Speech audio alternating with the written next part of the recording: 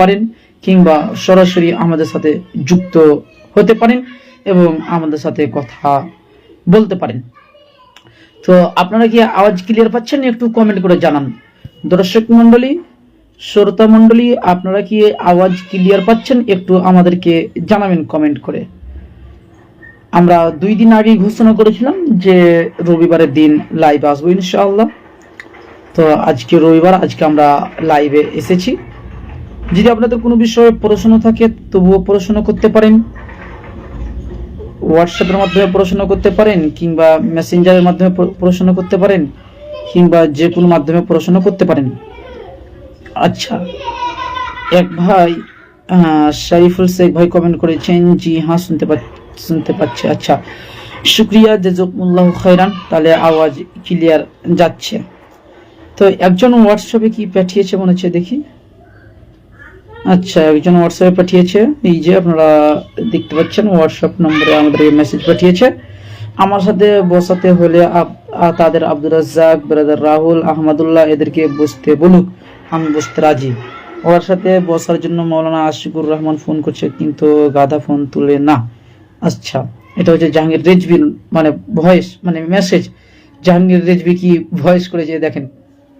যার তার সাথে বসে লাভ নাই, ওদের বড় মুরব্বীরা বসুক, আমি ইনশাআল্লাহ এনি টাইম রাজি। এবং আমার চ্যালেঞ্জ, প্রমাণ যদি করতে পারে আবু দাউদ শরীফের বুকের উপরে হাত বানা হাদিসকে সহি ইবনে খুজাইমার হাদিসটিকে সহি প্রমাণ করতে পারে, ইমাম বুখারীর তারিখুল কাবিরের হাদিসটিকে যদি সহি প্রমাণ করতে পারে, 5 লক্ষ টাকা অবশ্যই আমি দেবো। আমার চ্যালেঞ্জ ছিল, আছে, আমার বেঁচে থাকা অবধি থাকবে। কিন্তু ওদের এই গার্দুল্লাহ বকরি মুরগির সাথে না, ওদের বড় বড় আলিম বসুক, যাতে ওদের হার যেন আহলে হাদিসের হার হয়। আচ্ছা, তো আপনি আমার সাথে বসুন, মানে আমার হার মানে পুরো আহলে হাদিসের হার হয়ে যাবে। আমি আমাদের বড় বড় যে ওস্তাদ রয়েছে, আপনি যাদের নাম বলছেন ব্রাদার রাহুল এবং আহমদুল্লাহ, আপনি যাদের নাম বলছেন এদের কাছ থেকে আমি সিগনেচার নিয়ে আসবো ইনশাআল্লাহ। যদি আপনি বাহাসে বসতে চান, আপনি চ্যালেঞ্জ ছুড়েছেন, যখন আপনি চ্যালেঞ্জ ছুড়েছিলেন তখন কিন্তু আপনি এই শর্ত দেননি যে ব্রাদার রাহুলের সাথে বসতে হবে কিংবা আব্দুর রাজ্জাকের সাথে বসতে হবে, এই শর্ত আপনি দেননি চ্যালেঞ্জের মধ্যে। এখন কেন আপনি মানে মুনাফিকি আলামত দেখাচ্ছেন? এখন কেন আপনি মুনাফিকি করছেন? জাহাঙ্গীর রেজভিকে বলছি, এখন কেন আপনি মুনাফিকি করছেন? যখন আপনার চ্যালেঞ্জটাকে অ্যাকসেপ্ট করে নিয়েছি, গ্রহণ করে নিয়েছি, তখন আপনি গর্তে লুকাচ্ছেন কেন? বুকে দম থাকলে গর্ত থেকে বের হয়ে আসেন আর বাহাসে বসেন, অন্যথায় আপনি মুনাফিক বলে গণ্য হবেন। অন্যথায় জাতি আপনাকে মুনাফিক হিসেবে চিনতে পারবে। এটা হচ্ছে জাহাঙ্গীর রেজভি আমাকে মানে পার্সোনাল মেসেজ করেছে। জাহাঙ্গীর রেজভি আমাকে মানে কলে ব্লক লিস্ট করে রেখেছে, এখন মেসেজ করেছে। যাই হোক, দর্শক মণ্ডলী, আপনাদের যদি কোনো বিষয়ে প্রশ্ন থাকে তাহলে প্রশ্ন করতে পারেন, ইনশাআল্লাহ আমরা জবাব দেওয়ার চেষ্টা করব। আর যদি আপনারা যুক্ত হতে চান তাহলে যুক্ত হতে পারেন। রিকোয়েস্ট পাঠান, আমরা অ্যাকসেপ্ট করছি। খুব দ্রুত রিকোয়েস্ট পাঠান, আমরা অ্যাকসেপ্ট করে নেব ইনশাআল্লাহ। আচ্ছা, খুব দ্রুত রিকোয়েস্ট পাঠান আপনারা, আমরা অ্যাকসেপ্ট করছি ইনশাআল্লাহ। হ্যাঁ, আপনারা খুব দ্রুত রিকোয়েস্ট পাঠালে আমরা খুব দ্রুত অ্যাকসেপ্ট করবো ইনশাআল্লাহ। তো তাড়াতাড়ি রিকোয়েস্ট পাঠান কিংবা কমেন্ট করেন, যে আপনাদের যে কোনো বিষয়ে প্রশ্ন থাকলে কমেন্ট করতে পারেন, ইনশাআল্লাহ আমরা জবাব দিচ্ছি। হ্যাঁ, এক ভাই প্রশ্ন করেছেন হোয়াটসঅ্যাপের মাধ্যমে যে তাবিজ লটকানো যাবে কিনা। আচ্ছা, তাবিজ লটকানো যাবে কিনা? দর্শক মণ্ডলী, প্রথম কথা হচ্ছে এই তাবিজ লটকানো যাবে কিনা এটা নিয়ে সালাফদের মাঝে প্রচুর মতভেদ রয়েছে, ইখতিলাফ রয়েছে। তবে বিশুদ্ধ মত অনুযায়ী তাবিজ না লটকানোই সব থেকে বেশি উত্তম। তাবিজ না লটকানোই সব থেকে বেশি উত্তম। আপনার ইব্রাহিম নাখঈ রাহমাহুল্লাহ এবং এছাড়া আরো অনেকেই তাবিজ লটকানোকে অপছন্দ মনে করেছেন। যেমন আবার ইমাম আহমদ বিন হাম্বল রাহমাহুল্লাহকে তাবিজের ব্যাপারে অর্থাৎ কোরআন মাজিদ দিয়ে তাবিজ লটকানো সম্পর্কে জিজ্ঞাসা করা হয়েছিল, তখন ইমাম আহমদ বিন হাম্বল রাহমাহুল্লাহ স্পষ্টভাবে বলেছেন, আত-তা'লিকু কুল্লুহা মাকরুহুন, অর্থাৎ প্রত্যেক ধরনের তাবিজ লটকানো মাকরুহ। এটা রয়েছে মাসাইল আহমদ ওয়া ইসহাক, রিওয়ায়াত ইসহাক বিন মানসুর আল কুসাজ, প্রথম খণ্ড 193 নম্বর ফাকরা এবং পৃষ্ঠা নম্বর 392 নম্বর পৃষ্ঠাতে স্পষ্টভাবে রয়েছে। এখানে বলা হচ্ছে যে ইমাম আহমদ বিন হাম্বল অর্থাৎ 3-4 জন ইমামের মধ্যে একজন ইমামকে আমরা পাচ্ছি কি ইমাম আহমদ বিন হাম্বল, যিনি 10 লাখ হাদিসের হাফেজ। তিনি বলছে কি যে আত-তালিকু কুল্লুহা মাকরুহুন, প্রত্যেক ধরনের তাবিজ লটকানো হচ্ছে মাকরু, অপছন্দনীয়। অতএব ইরফানের শরিয়াত বই যেটা রয়েছে বেরেলভীদের ইরফানের শরিয়াত, সেখানে লিখেছে মাকরু, এটা হারামের উপর দালালত করে। ইরফানের শরিয়াত বইটা যে কেউ পড়েন আপনারা বুঝতে পারবেন। আচ্ছা, আমি বইটা আপনাদেরকে দেখাচ্ছি। এইখানে লিখছে যে মাকরু এটা হারামের উপরেই দালালত করে। আমি বইটা বের করে আপনাদেরকে আমি দেখাচ্ছি। আচ্ছা, এটা বইটা আছে, আচ্ছা আমি দেখাচ্ছি। আচ্ছা, ইরফানের শরিয়াত বইয়ে স্পষ্টভাবে আহমদ রেজা খান বেরেলভি, ইরফানের শরিয়াত আহমদ রেজা খান ফাজিলে বেরেলভি, তিনি লিখছেন, দেখেন মাকরু সম্পর্কে লিখছে যে ওয়াজাহিরু আন্নাহা তাহরিমিয়াহ লিআন্নাল মুরাদু ইনদা ইতলাকিহিম, অর্থাৎ মাকরু শব্দটি যখন সাধারণভাবে বলা হয় তখন উহা হারাম অর্থেই প্রযোজ্য হয়। দেখতে পাচ্ছেন, যখন মাকরু শব্দটি সাধারণ হিসেবে বলা হয় তখন এটা হারাম হিসেবে প্রযোজ্য হয়। তো এখানে ইমাম আহমদ বিন হাম্বল রাহমাহুল্লাহ তিনি সাধারণভাবে বলছেন যে আত-তালিকু কুল্লুহা মাকরুহুন, সব ধরনের তাবিজ লটকানো হচ্ছে মাকরু, অপছন্দনীয় তথা হারাম। স্পষ্টভাবে ইমাম আহমদ বিন হাম্বল রাহমাহুল্লাহ তিনি বলছেন, এবং অনেক সালাফ থেকে এটা প্রমাণ পাওয়া যায় যে তাবিজ লটকানো যাবে না। হ্যাঁ, সারিফুল শেখ ভাই কমেন্ট করেছেন, আসসালামু আলাইকুম ভাই, আমার একটা প্রশ্ন আছে। প্রশ্নটা হলো যে মসজিদের মাইকে মাইয়াতের ঘোষণা দেওয়া যাবে কিনা? অনেক আমাদের আহলে হাদিস উলামা বলছেন দেওয়া যাবে না। আচ্ছা, ওয়ালাইকুম সালাম ওয়া রাহমাতুল্লাহি ওয়া বারাকাতুহু। জি ভাইজান, আপনি খুব সুন্দর প্রশ্ন করেছেন যে মাইয়াতের জন্য মসজিদের মাইকে এলান করা যাবে কিনা, ঘোষণা দেওয়া যাবে কিনা। জি, প্রথম কথা হচ্ছে মাইয়াতের জন্য মসজিদের মাইকে এলান দেওয়া, মৃত্যুর জন্য মসজিদের মাইকে এলান দেওয়া সম্পূর্ণরূপে জায়েজ। এটা জায়েজ। সালাফদের মধ্যে এটা দুভাগে বিভক্ত। একদল সালাফ বলছেন এটা যাবে না, তবে আরেক দল যেটা প্রসিদ্ধ মত, সেটা আরেক দল সালাফে সলিহিন বলছে এটা যাবে। তাদের দলিলগুলো মানে রয়েছে, সেগুলো সংক্ষিপ্ত আলোচনা করছি। সহিহ বুখারী 2য় খণ্ড 72 পৃষ্ঠা, হাদিস নম্বর 1245 নম্বর হাদিস। আবু হুরায়রা রাদিয়াল্লাহু তাআলা আনহু বলেন, আন্না রাসূলুল্লাহ সাল্লাল্লাহু আলাইহি ওয়াসাল্লাম নাআন নাজাসি ফিল ইয়াউমিল্লাযী মাতা ফিহি, অর্থাৎ নাজাসি বাদশা যেদিন মারা যান সেদিনই আল্লাহ রাসূল সাল্লাল্লাহু আলাইহি ওয়াসাল্লাম তার মৃত্যুর খবর দেন। এই যে এখানে নাই শব্দটি এসেছে, যে নাই মানে হচ্ছে খবর, তো আল্লাহ রাসূল সাল্লাল্লাহু আলাইহি ওয়াসাল্লাম নাজাসি বাদশার খবর দিয়েছেন। অতরা হাদিস থেকে বোঝা যায় যে মৃত্যু ব্যক্তির এলান করা যাবে, খবর দেওয়া যাবে, কোনো সমস্যা নেই। 1 2 নম্বর হাদিস, যেটা রাফি বিন খাদিজার বিবি উম্মে আব্দুল হামিদ আল ইসাবা ফি তামিজ সাহাবা 8 খণ্ড 431 পৃষ্ঠা এবং রাবি নম্বর 12153 নম্বর রাবিতে তিনি বর্ণনা করছেন। তিনি বলেন যে ফামাতা বাদাল আসরি ফাআতা ইবনে উমর ফাকিলা ইয়া আবা আব্দুর রহমান মাতা রাফি ইবনে খাদিজ ফাতারাহামা আলাইহি ক্বালা ইন্না মিথলা রাফি লা ইখরাজু বিহি। অর্থাৎ অনেক লম্বা ইবারত রয়েছে, আমি শুধু ইবারতটা পড়লাম না, সংক্ষিপ্ত পড়লাম, আমি অনুবাদটা করে দিচ্ছি। যে রাফি বিন খাদিজ রাদিয়াল্লাহু তাআলা আনহু আসর নামাজের পরে মৃত্যুবরণ করলেন। কে বলছেন? রাফি বিন খাদিজের বিবি উম্মে আব্দুল হামিদ বলছেন যে রাফি বিন খাদিজ রাদিয়াল্লাহু তাআলা আনহু আসর সালাতের পর মৃত্যুবরণ করলেন। যে ফামাতা বাদাল আসরি, আসর সালাতের পর, আসর নামাজের পর মৃত্যুবরণ করলেন। ফাআতা ইবনে উমর, তখন ইবনে উমর রাদিয়াল্লাহু তাআলা আনহু তার নিকট আসলেন। ফাকিলা, এবং ইবনে উমর রাদিয়াল্লাহু তাআলা আনহুকে বলা হলো, ইয়া আবু আব্দুর রহমান, হে আবু আব্দুর রহমান, মাতা রাফি ইবনে খাদিজ, রাফি বিন খাদিজ রাদিয়াল্লাহু তাআলা আনহু মৃত্যুবরণ করেছেন। ফাতারাহামা আলাইহি, আপনি তার জানাজার নামাজ পড়িয়ে দেন। আপনি তার ফাতারাহামা আলাইহি মানে তার জানাজার নামাজ পড়িয়ে দেন। তখন আব্দুল্লাহ বিন উমর রাদিয়াল্লাহু তাআলা আনহু বলছেন যে ইন্না মিথলা রাফি লা ইখরাজু বিহি হাত্তা ইউআজ্জান মান হাওলাল মদিনা মিনাল কুরা, অর্থাৎ রাফি বিন খাদিজ রাদিয়াল্লাহু তাআলা আনহু এমন একজন ব্যক্তি যার জানাজার সালাত জানাজার নামাজ বের করা হবে না অতক্ষণ পর্যন্ত, যতক্ষণ পর্যন্ত মদিনার গলিতে গলিতে এলান না করা হবে অতক্ষণ পর্যন্ত রাফি বিন খাদিজের জানাজার নামাজ বের করা হবে না। তারপরে আব্দুল্লাহ বিন উমর সহ আরো বিভিন্ন সাহাবায়ে কেরাম রাদিয়াল্লাহু তাআলা আনহুম মানে তার জানাজার নামাজের জন্য এলান করলেন। এবং ইবনে উমর রাদিয়াল্লাহু তাআলা আসলেন হাত্তা জালাসা এবং বসলেন আলা রাসিল কবর, কবরের মাথার উপরে বসলেন, মানে জানাজার নামাজের পর মানে বসলেন। তো এই হাদিসকে হাফিজ জুবর আলী জাই রহমাউল্লাহ তিনি সহি বলেছেন, হাসান বলেছেন। আর হাফিজ জুবর আলী জাই রহমাউল্লাহ এই হাদিস অনুযায়ী তিনিও বলছেন যে মৃত্যু ব্যক্তির জন্য যদি মসজিদের মাইকে এলান করা হয় তাহলে সমস্যা নেই, এটা সম্পূর্ণরূপে জায়েজ। এছাড়াও সালাফদের মধ্যে অনেক সালাফ এটাকে জায়েজ বলেছেন। চলুন আমি সংক্ষিপ্তভাবে কিছু আলোচনা করি। যেমন আল্লামা মুল্লা কারি হানাফি রহমাউল্লাহ তিনি বলছেন ফিহি ইবাহাতুন নাঈ ওয়া হুয়া আইউনাদি ফিন নাস, অর্থাৎ মৃত্যুর এলান করা জায়েজ, মানুষের মধ্যে খবর দেওয়া যে অমুক ব্যক্তি মারা গিয়েছে, তোমরা তার জানাজায় উপস্থিত হয়ে যাও। কিছু বিদ্বানগণ বলেছেন মানুষদেরকে ও তার নিকট আত্মীয়দেরকে এবং তার প্রতিবেশী ভাইদেরকে জানিয়ে দিলে কোনো সমস্যা নেই, এটা সম্পূর্ণরূপে জায়েজ। উমদাতুল কারি 8 খণ্ড 19 পৃষ্ঠা। ইমাম নববী রাহমাহুল্লাহ তিনি বলছেন ইস্তিহবাবুল ইলামি বিল মাইয়্যিত, অর্থাৎ মৃত্যুর খবর দেওয়া, মৃত্যুর খবর জানিয়ে দেওয়া এটা মুস্তাহাব, উত্তম।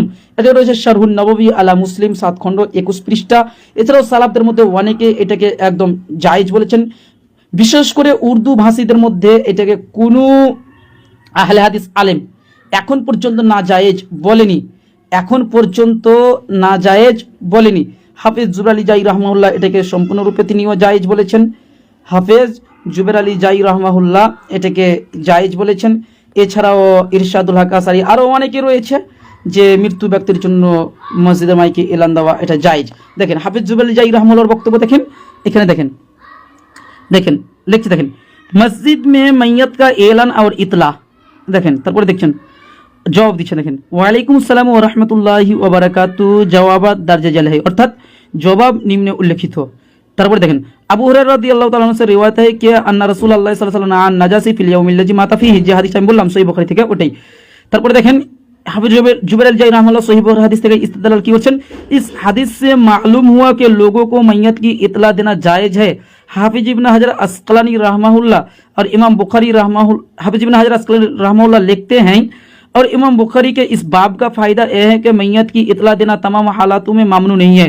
अर्थात इमाम बुखारी रहमहुल्लाह এই বাবের ফায়দা এটাই যে মৃত্যু ব্যক্তির ইতলা দেওয়া, এলান দেওয়া প্রত্যেক অবস্থায় নিষিদ্ধ নয়, প্রত্যেক অবস্থায় নিষিদ্ধ নয়। তারপরে সর্বশেষে দেখেন হাফিজ জুবর আলী জাই রাহমাহুল্লাহ নিজের মতামত ব্যক্ত করছেন। সর্বশেষে দেখেন তো সর্বশেষে কি বলছেন, খুলাসাতুল বাহাস, অর্থাৎ সারনিম্ন দেখেন मैयत की तजहीज़, तकफीन, नमाज जनाजा और ताज़ियत के लिए मस्जिद के लाउड स्पीकर पर मैयत की वफ़ात का एलान जायज़ है। मृत्यु व्यक्तिर एलान देवा এটা মসজিদের লাউড স্পিকারে এটা সম্পূর্ণরূপে জায়েজ। एलान से माना वाली रिवायत बालिहाज उसूल हादिस ज़ईफ और गैर साबित है, অর্থাৎ নিষিদ্ধর ব্যাপারে যতগুলো হাদিস এসেছে সবগুলোই জয়ীফ এবং অপ্রমাণিত। যেটা তিরমিজির মধ্যে এসেছে সেটাও জয়ীফ। নিষিদ্ধর ব্যাপারে যেটা তিরমিজির মধ্যে হাদিস এসেছে ওটা জয়ীফ, স্পষ্টভাবে ওটা জয়ীফ। ওই সনদে সম্ভবত আবু হামজা নামে একজন রাবি রয়েছে, তিনি জয়ীফ রাবি, তার কারণে হাদিসটা জয়ীফ। আল্লামা নাসিরউদ্দিন আলবানী সহ আরও অনেকে হাদিসগুলোকে জয়ীফ বলেছেন। আপনার তিরমিজির মধ্যে যে হাদিসটা রয়েছে হাদিস নাম্বার 986 নম্বর হাদিস, হাদিসের সনদে একজন রাবী ইসনাদুহু যায়ীফ ফাইন্না বেলাল ইবনে ইয়াহইয়া লাবাসি লাম ইয়াসমা মিন হুযায়ফা। তিনটা হাদিস আছে যে হুযায়ফা রাদিয়াল্লাহু তাআলা আনহু থেকে বেলাল বিন ইয়াহইয়া আল হাবাসি হাদিস শুনেননি, এটা শেখ শোয়েব আরনাউত রাহমাহুল্লাহ বলেছেন, যেটা মুসনাদ আহমদের মধ্যে রয়েছে, হাদিস নম্বর 13274 নম্বর হাদিস। এবং মোহাম্মদ বাশার রাহমাহুল্লাহ তিনিও একই কথা বলেছেন যে বেলাল বিন ইয়াহইয়া হুযায়ফা রাদিয়াল্লাহু তাআলা আনহু থেকে হাদিস শুনে নিয়ে আত-তামহিদের মধ্যে পেয়ে যাবেন 8 খণ্ড 288 পৃষ্ঠার মধ্যে। এক কথায় এই সম্পর্কে আমার বিস্তারিত ভিডিও আছে যে মৃত্যু ব্যক্তির এলান দেওয়া যাবে কিনা, সেখানে আমি বিস্তারিত আলোচনা করেছি যে মৃত্যু ব্যক্তির এলান দেওয়া যাবে। আর নিষেধের ব্যাপারে যে হাদিসগুলো রয়েছে প্রত্যেকটা হাদিস জয়ীফ। ইমাম বুখারী রাহমাহুল্লাহর নিকটে সেই হাদিসগুলো গ্রহণযোগ্য নয়। আশা করছি বিষয়টা ফুটে উঠেছে। আচ্ছা, আবার অনেকে প্রশ্ন করছেন, আচ্ছা অনেকে কমেন্ট করেছেন মিজানুর রহমান, আচ্ছা শেখ সোহেল আহমদ ভাই কমেন্ট করেছেন আসসালামু আলাইকুম। ওয়ালাইকুম সালাম ওয়া রাহমাতুল্লাহি ওয়া বারাকাতুহু। দিনী ভাই কেমন আছেন? বাংলাদেশ থেকে বলছি। জি আলহামদুলিল্লাহ খুব ভালো আছি, আপনি কেমন আছেন? আচ্ছা এমডি মুন্না ভাই কমেন্ট করেছেন আসসালামু আলাইকুম ভাইজান, আজকে থাকি শুরু হবে তো, হানাফিদের অবস্থা খারাপ হবে তো? ওয়ালাইকুম সালাম ওয়া রাহমাতুল্লাহি ওয়া বারাকাতুহু। জি হানাফিদেরকে ফোন অলরেডি চলছে। আমার দ্বিতীয় পেজ যেটা রয়েছে জাহাঙ্গীর বিন বাকার অফিসিয়াল, ওই পেজে এখন থেকে লাইভ মুনাজারা হবে, ওই পেজে বিতর্ক বাহাস আপলোড করা হবে, আর এই পেজে সাধারণ মানে আলোচনা করা হবে। এই পেজে সেরকম আর বাহাস বিতর্ক এই পেজে দেওয়া হবে না। আমার যেটা পেজ রয়েছে আরেকটা জাহাঙ্গীর বিন বাকের অফিসিয়াল, ওই পেজে বাহাস বিতর্ক হচ্ছে, আজকেও হয়েছে। আজকে হয়েছে আপনার জুমার দ্বিতীয় আজান দেওয়া যাবে কিনা এই বিষয়ে বাহাস হয়েছে, দেখতে পারেন। আচ্ছা, ইরফান ডেলি ভিডিওস ভাই কমেন্ট করছেন, আসসালামু আলাইকুম, কেমন আছেন? জি ওয়ালাইকুম সালাম ওয়া রাহমাতুল্লাহি ওয়া বারাকাতুহু। জি আলহামদুলিল্লাহ, খুব ভালো আছি, আপনি কেমন আছেন? আচ্ছা, আর যদি কারো কোনো প্রশ্ন থাকে তাহলে প্রশ্ন করতে পারেন, কিংবা যদি কেউ আমাদের সাথে যুক্ত হয়ে কথা বলতে চান তবুও যুক্ত হয়ে কথা বলতে পারেন, প্রশ্ন করতে পারেন, কোনো সমস্যা নেই।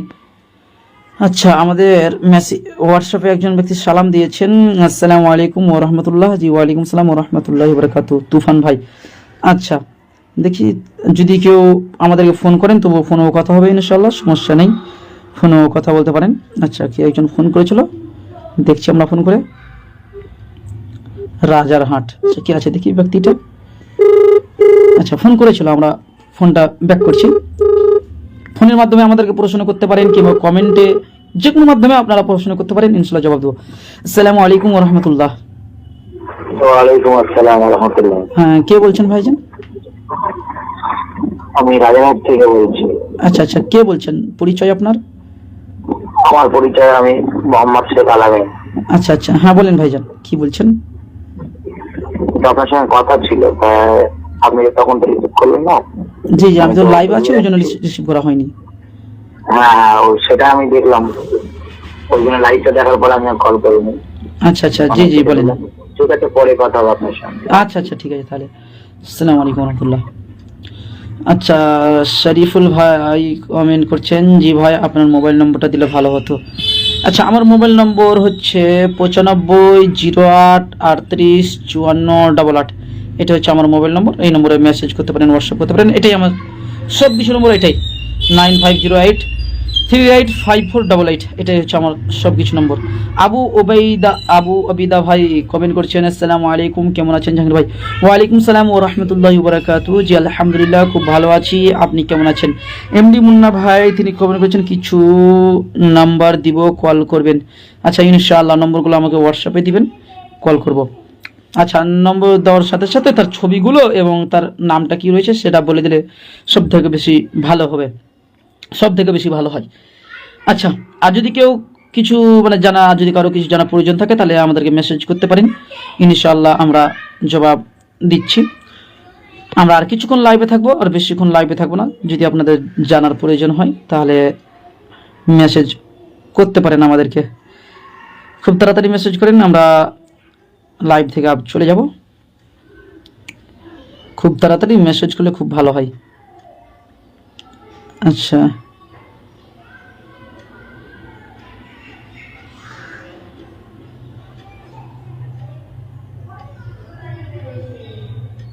হ্যাঁ দর্শক মণ্ডলী, আপনাদের যদি কোনো কিছু জানার থাকে তাহলে আপনারা মেসেজ করতে পারেন, ইনশাআল্লাহ আমরা জবাব দিচ্ছি। হ্যাঁ, রামান শেখ ভাই কমেন্ট করছেন, আপনি কি হানাফি? আমি একদম আহলুল হাদিস, আহলে সুন্নাহ ওয়াল জামাআহ। যেন আমাদের দাবি, আমরা যেটা মনে করি সেটা হচ্ছে আহলে হাদিস মুক্তিপ্রাপ্ত দল। তারা যদি কোরআন এবং সহিহ হাদিসের উপর আমল করে তাহলে অবশ্যই আহলে হাদিস মুক্তিপ্রাপ্ত, এর মধ্যে কোনো সন্দেহ নেই।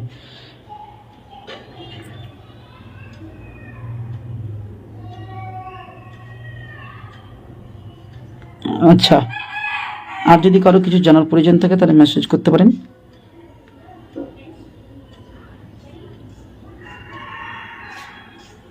আচ্ছা,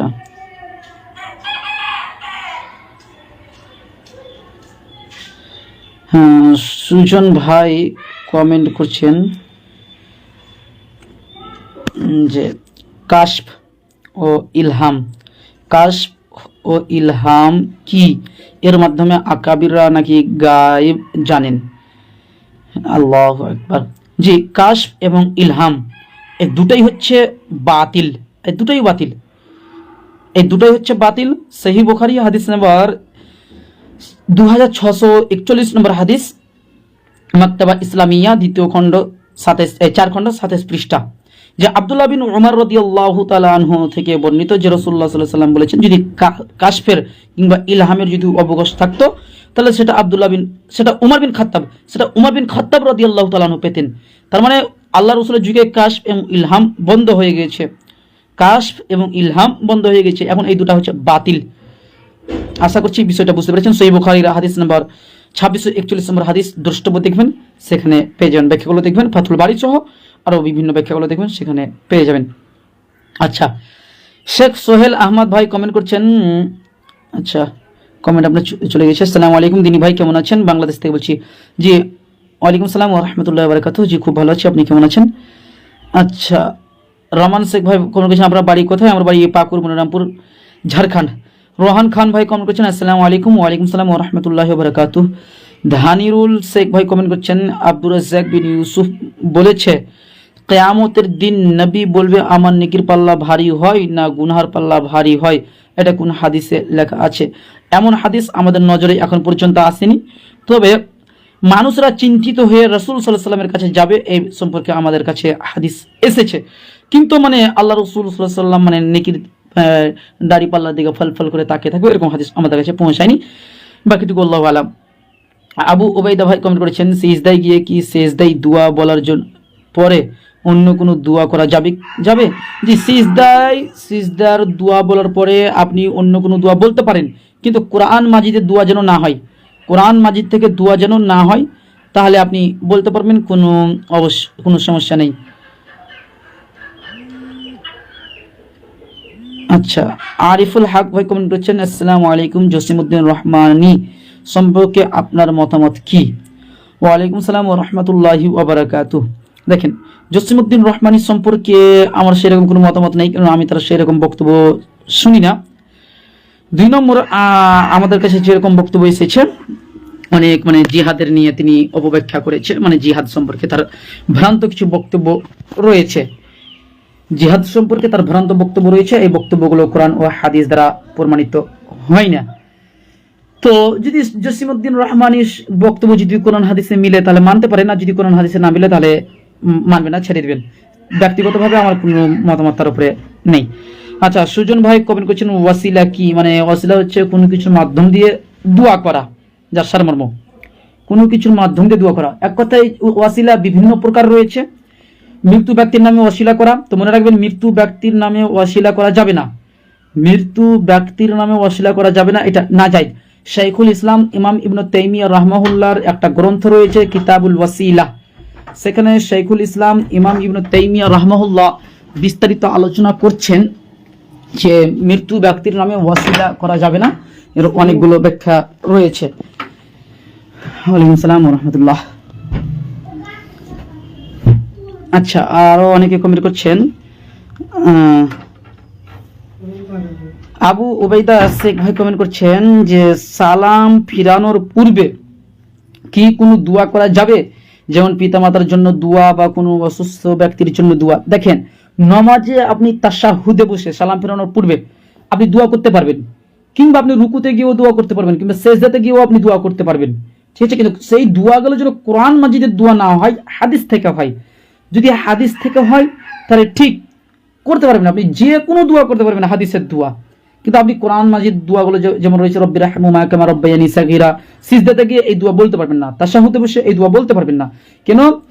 আপনার কিয়াম ব্যতীত, অর্থাৎ দাঁড়ানো অবস্থায় ব্যতীত প্রত্যেক অবস্থায় নামাজের মধ্যে কোরআন পড়া নিষিদ্ধ, তখন আপনি আর পড়তে পারবেন না। আচ্ছা, আশা করছি বিষয়টা বুঝতে পেরেছেন।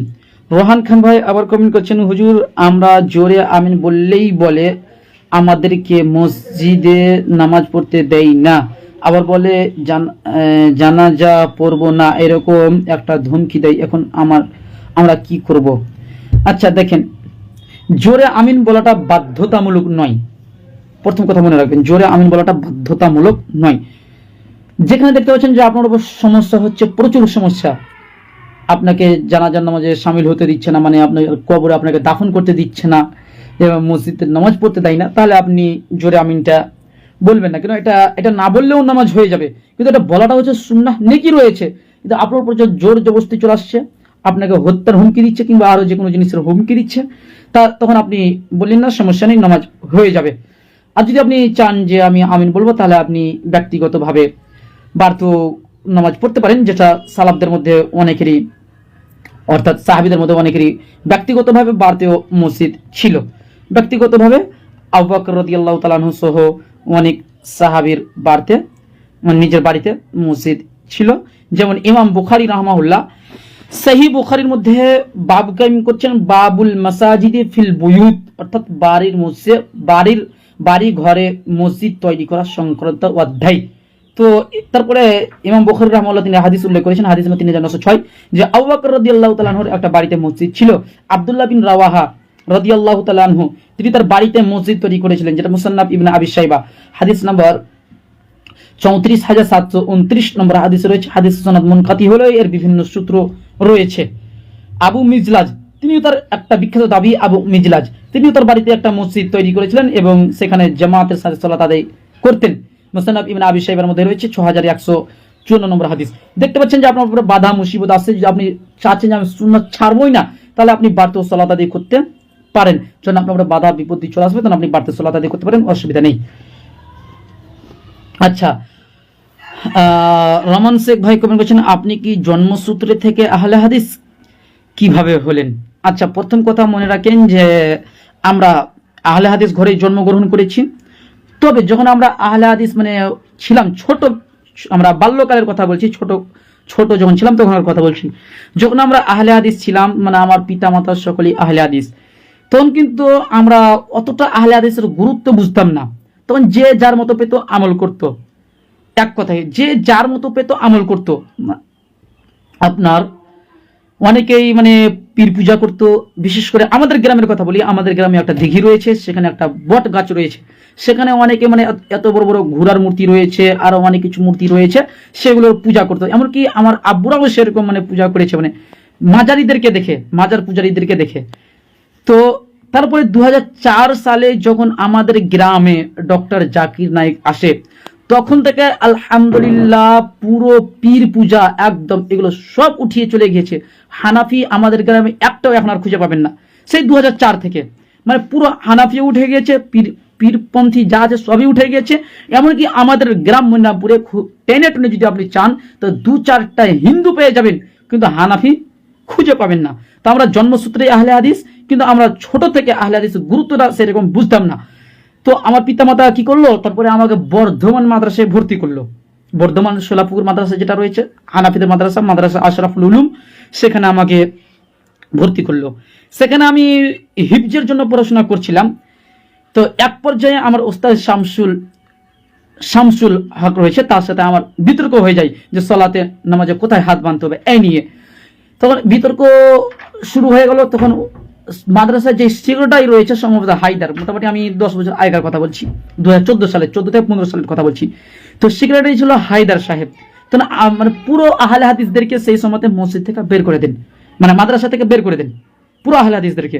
তখন যখন আমাদেরকে বের করে দিলেন, তখন আমরা কি করলাম, বাড়ি চলে আসলাম। তখন আমি স্কুলে পড়াশোনা করলাম। স্কুলে পড়াশোনা করে আমাদের বাড়ির মোটামুটি 18-20 কিলোমিটার পাশে একটা মাদ্রাসা রয়েছে আহলে হাদিস, সেখানে পড়াশোনা করলাম। সেখানে পড়াশোনা করার পরে উচ্চ শিক্ষার জন্য চলে গেলাম ইউপি জামিয়া আসারিয়া মাদ্রাসা, সেখানে পড়াশোনা করেছিলাম। আচ্ছা, এই হচ্ছে মানে আমরা জন্ম থেকে আহলে হাদিস, মানে আমি বিশেষ করে জন্ম থেকে আহলে হাদিস, কিন্তু আমার পিতামাতা ছিল মানে জন্ম থেকে হানাফি। আমার পিতামাতা ছিল হানাফি, পরবর্তীতে 2004 সালে একদম পাক্কা আহলে হাদিস হয়ে গেছে আলহামদুলিল্লাহ। আচ্ছা, আবার অনেকে কমেন্ট করছেন, আব্দুল্লাহ সজিব বিন ওয়ানিদুল ভাই কমেন্ট করছেন, আসসালামু আলাইকুম সম্মানিত ভাইজান, কেমন আছেন?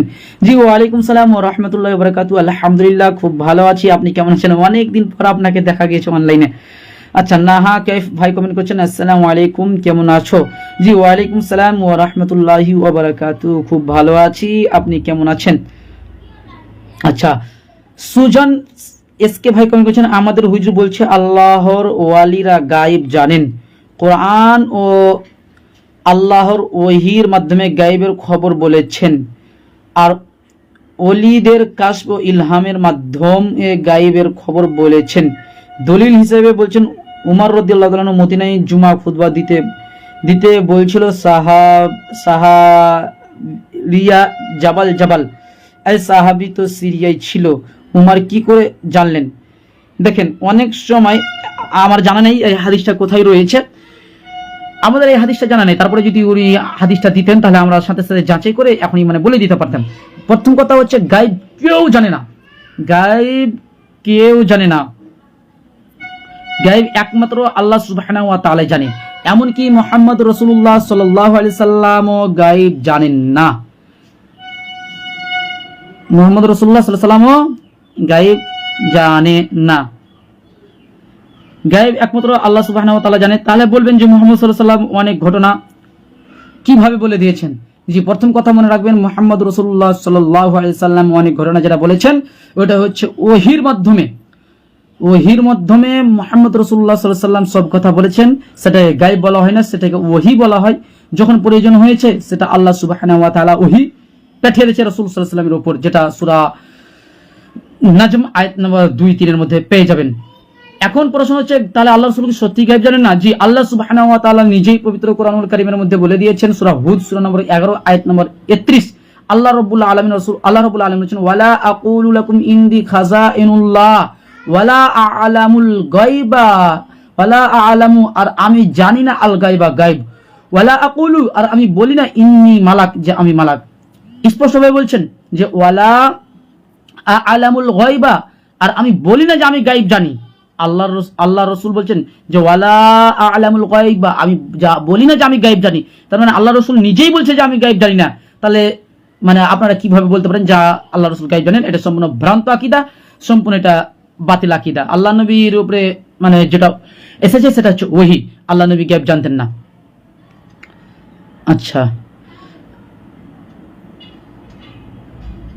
আচ্ছা, জয়নাল মোল্লা ভাই কমেন্ট করছেন আসসালামু আলাইকুম দাদা, কেমন আছো বলো, একটু বেশি বেশি লাইনে আসো তুমি, তোমার কথা শুনলে দাদা অনেক ভালো লাগে গো। আচ্ছা, ওয়ালাইকুম সালাম ওয়া রাহমাতুল্লাহি ওয়া বারাকাতুহু। জি, শুকরিয়া, জাযাকুমুল্লাহু খাইরান। জি, ইনশাআল্লাহ একদিন পর একদিন এখন আমরা লাইভে আসবো এবং এইভাবে আপনাদের প্রশ্ন উত্তর চলতেই থাকবে আর আমরা এইভাবে জবাব দিতেই থাকবো। শেখ সোহেল ভাই কমেন্ট করেছেন যে আমাদের বাংলাদেশ আহলে হাদিসরা একত্র হওয়ার একটা নসিহা দেন। আচ্ছা দেখেন, আহলে হাদিসরা দেখেন প্রথম কথা হচ্ছে যে ইখতিলাফ এটা থাকবেই, এটা ইখতিলাফ হবে, সালাফদের মধ্যে ইখতিলাফ ছিল। এমনকি ইমাম মালিক রাহমাহুল্লাহ থেকে একটা উক্তি পাওয়া যায় যে ইমাম মালিক রাহমাহুল্লাহ বলছেন আল ইখতিলাফাল উলামা ও রাহমাতুন, আলেমদের ইখতিলাফ হচ্ছে একটা রহমত। ইমাম মালিক রাহমাহুল্লাহ থেকে একটা উক্তি পাওয়া যায়। তো ইখতিলাফ এটা থাকবে। আল্লাহ রাসূল সাল্লাল্লাহু আলাইহি সাল্লামকে আল্লাহ সুবহানাহু ওয়া তাআলা বলছেন নাসাইর হাদিস যে হে আল্লাহ রাসূল আপনি 3টা দোয়া করেন, আপনার 3টা দোয়া আল্লাহ সুবহানাহু ওয়া তাআলা কবুল করবেন। তখন রাসূলুল্লাহ সাল্লাল্লাহু আলাইহি সাল্লাম তার মধ্যে একটা দোয়া করলেন যে আল্লাহ আমার উম্মতের মাঝে যেন ইখতিলাফ মতভেদ এগুলো যেন না হয়। তখন আল্লাহ নবী সাল্লাল্লাহু আলাইহি সাল্লামকে আল্লাহ তাআলা বলছেন যে হে মুহাম্মদ আপনার এই দোয়া কবুল হলো না, মানে উম্মতের মাঝে ইখতিলাফ হবে, মতভেদ হবে, এটা কোনো সমস্যা নেই। তবে মতভেদ সালাফদের মধ্যেও ছিল, যেমন ইমাম শাফি রাহমাহুল্লাহ এক ফতোয়া দিয়েছে, ইমাম আবু হানিফা এক ফতোয়া দিয়েছে, ইমাম আহমদ বিন হাম্বল এক ফতোয়া দিয়েছে, ইমাম মালিক রাহমাহুল্লাহ আরেক ফতোয়া দিচ্ছে, কিন্তু তাদের মাঝে হিংসা বিদ্বেষ ছিল না, ইখতিলাফ ছিল, কিন্তু যখন তাদের কাছে কোরআন হাদিস চলেছে সাথে সাথে তাদের নিজের মতকে ছুঁড়ে ফেলে দিয়েছে। তো ইখতিলাফ থাকবে, ইখতিলাফ থাকার পর যখন কোরআন হাদিস চলে আসবে তখন কোরআন হাদিস মেনে নেবেন, তাহলে মানে সকল মতভেদ দূর হয়ে যাবে, সকল আহলে হাদিস একমত হয়ে যাবে যদি কোরআন হাদিসকে মেনে নেন। তো নিয়াত করতে হবে যে আমি কোরআন হাদিসের দিকে অগ্রসর হব, কোরআন হাদিসকে মানব, এটাই হচ্ছে মূল মানে নিয়াত, এটাকে বহাল রাখতে হবে। আচ্ছা, রোহান খান ভাই কোন বলেছেন হুজুর আব্দুর রাজ্জাক বিন ইউসুফ বলেছেন লা ইলাহা ইল্লাল্লাহ মুহাম্মাদুর রাসূলুল্লাহ, এটা সহিহ হাদিসের কোথাও নেই। জি, এটা সহিহ হাদিসে আছে অবশ্যই। আব্দুর রাজ্জাক বিন ইউসুফ হাফিজাহুল্লাহ যে কথাটা বলেছে এই কথাটা মানে সঠিক নয়। লা ইলাহা ইল্লাল্লাহ মুহাম্মাদুর রাসূলুল্লাহ এটা সহিহ হাদিসে আছে। ইমাম বাইহাকি রাহমাহুল্লাহ তিনি এটা অনেকগুলো সূত্র নিয়ে এসেছে, মানে অনেকগুলো সূত্র নিয়েছে, তিনি হাদিসটাকে হাসান বলেছেন এবং হাফিজ জুবাইর জাই রাহমাহুল্লাহ এই বিষয়টাকে বিস্তারিত আলোচনা করেছে এবং তিনি এই হাদিসটাকে হাসান বলেছেন, যেটা ইমাম বাইহাকি রাহমাহুল্লাহ উল্লেখ করেছেন। তো অতএব লা ইলাহা ইল্লাল্লাহ মুহাম্মাদুর রাসূলুল্লাহ এটা বলা যাবে, এটা সহিহ হাদিস দ্বারা প্রমাণিত। বিশেষ করে বিস্তারিত জানার জন্য তাওজিহুল আহকাম দেখুন, প্রথম খণ্ড 75 থেকে 80 পৃষ্ঠা দেখুন, হাফিজ জুবাইর জাই রাহমাহুল্লাহ সেখানে পেয়ে যাবেন। সেখানে পেয়ে যাবেন। তো সেটা বিস্তারিত জানার জন্য দেখতে পারেন।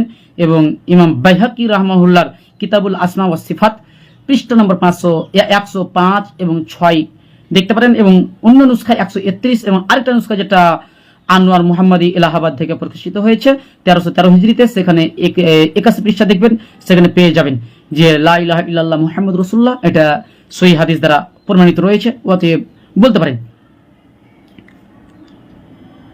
আচ্ছা, এমডি রবিউল গাজী ভাই কমেন্ট করছেন, ভাইয়া গোসল করার সময় বিসমিল্লাহ নাকি বিসমিল্লাহির রহমানির রহিম মানে বলতে হবে? আচ্ছা, গোসল করার সময় যদি আপনি উজু করেন তাহলে বিসমিল্লাহ বলতে হবে, বিসমিল্লাহির রহমানির রহিম নয়। আচ্ছা, আরিফুল হক ভাই কমেন্ট করছে, আচ্ছা অন্যজনকে কমেন্ট করেছে।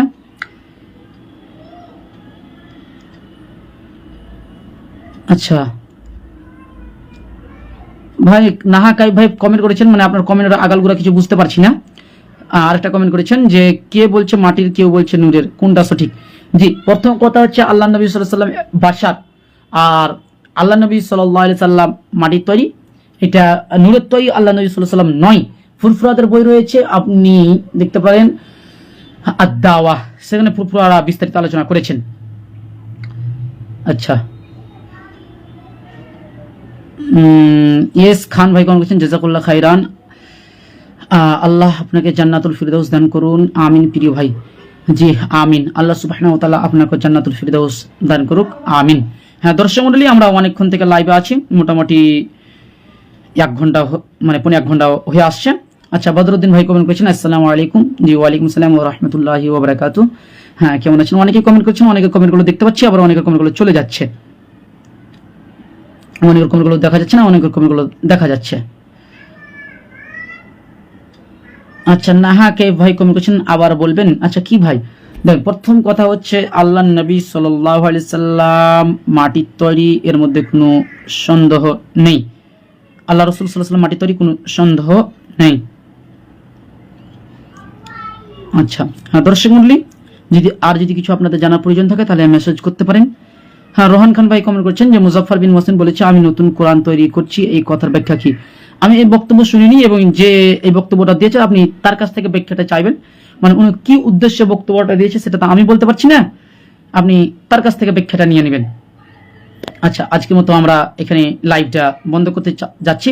হ্যাঁ, শেখ রনি ভাই কমেন্ট করছেন, আসসালামু আলাইকুম। শেখ, জাদুগ্রস্ত জিনে আক্রান্ত বোঝার উপায় যদি বলতেন। আচ্ছা, এগুলো লম্বা বিষয়, জাদু এগুলো হচ্ছে লম্বা বিষয়, তো এগুলো আপনি পার্সোনাল আমাকে বলবেন, ইনশাল্লাহ জবাব দেওয়া হবে। আচ্ছা, নাহাকে ভাই কমেন্ট করছেন, আউয়ালু মা খালাকাল্লাহু নূরি, এই হাদিস, জি এই হাদিস জাল, আউয়ালু মা খালাকাল্লাহু নূরি, যেটা মুসান্নাফ ইবনে আবি শাইবা থেকে, না মুসান্নাফ আব্দুর রাজ্জাক থেকে যে দলিলটা দেওয়া হয়, এটা মুসান্নাফ আব্দুর রাজ্জাকের মূল গ্রন্থ নেই, এটা মুসান্নাফ আব্দুর রাজ্জাকের মূল গ্রন্থ নেই। চ্যালেঞ্জ করলাম যে মুসান্নাফ আব্দুর রাজ্জাকের মূল গ্রন্থ থেকে দেখাবে, এটা মুসান্নাফ আব্দুর রাজ্জাকের মূল গ্রন্থ নেই, এটা বেরলবিরা এটা মানে ধোঁকাবাজি করেছে এখানে মানে মুসান্নাফের আসল নুসখাই নেই। আর তারপরে বেরলবিদের যেটা নুসখা বের হয়েছে ওই নুসখাটার মধ্যে অনেক ভুল ভ্রান্ত রয়েছে, ওটা জাল। আশা করছি এই হাদিসটার বিস্তারিত তাহকিক আমার ভিডিও আলাউদ্দিন জিহাদিকে যখন জবাব দিয়েছি সেখানে রয়েছে, সেখান থেকে একটু দেখতে পারেন, যাচাই করতে পারেন। তো আউয়ালু মা খালাকাল্লাহু নূরি, এই হাদিসটা সর্বদিক থেকে বাতিল, একদম এই হাদিসটা কোনোভাবে গ্রহণযোগ্য নয়। আশা করছি বিষয়টা বুঝতে পেরেছেন। আর রাসূলুল্লাহ সাল্লাল্লাহু আলাইহি ওয়াসাল্লাম বাশার তথা মাটির তৈরি, যেটা আল আদাবুল মুফরাদ লিল বুখারী হাদিস নাম্বার 541, যে কানা বাশারাম মিনাল বাশার, আল্লাহ নবী সাল্লাল্লাহু আলাইহি ওয়াসাল্লাম একটা বাশার ছিলেন। আচ্ছা, রোহান খান ভাই কমেন্ট করছেন, আপনি আবার কখন লাইভে আসবেন? যে ইনশাআল্লাহ আবার পরশুদিন লাইভে আসবো, মানে একদিন পর একদিন আমরা লাইভে আসবো ইনশাআল্লাহ। তা আজকের মতো আমরা লাইভে এখান থেকেই বিদায় নিচ্ছি। অনেকে ফোন করছে, এমনকি বাড়ি থেকেও ফোন করছে, তাদের সাথে কথা বলতে হবে। তো আজকে লাইভে এখান থেকে বিদায় নিচ্ছি ইনশাআল্লাহ। আবার পরবর্তীতে পরশুদিন আবার 5টা থেকে লাইভ হবে ইনশাআল্লাহ। আপনার আজকে হলে 11 তারিখ, 13 তারিখে ইনশাআল্লাহ আবার 5টা থেকে লাইভ হবে, এবং আপনারা আপনাদের মূল্যবান প্রশ্ন আমাদেরকে হোয়াটসঅ্যাপের মাধ্যমে কিংবা আমাদের মেসেঞ্জারে কিংবা যে কোনো মাধ্যমে আমাদেরকে প্রশ্ন করতে পারেন, ইনশাআল্লাহ উত্তর দেওয়া হবে। নাহাকে ভাই কমেন্ট করছেন, আপনার হোয়াটসঅ্যাপ নম্বর দেন। আচ্ছা, আমার হোয়াটসঅ্যাপ নম্বর কিংবা আমার মোবাইল নম্বর, যাই নম্বর বলেন 9508385488, 9508385488, এটাই হচ্ছে আমার মোবাইল নাম্বার, হোয়াটসঅ্যাপ নাম্বার, সব নম্বর এটাই। তো আশা করছি আপনারা এইভাবে আমাদেরকে মানে সাথ দিবেন, আর লাইভটা বেশি বেশি করে শেয়ার করে দিবেন যাতে করে জাতির কাছে সত্যটা পৌঁছে যায়। লাইভটা আজ মতো এখানে বন্ধ করছি। আসসালামু আলাইকুম ওয়া রাহমাতুল্লাহি ওয়া বারাকাতুহু।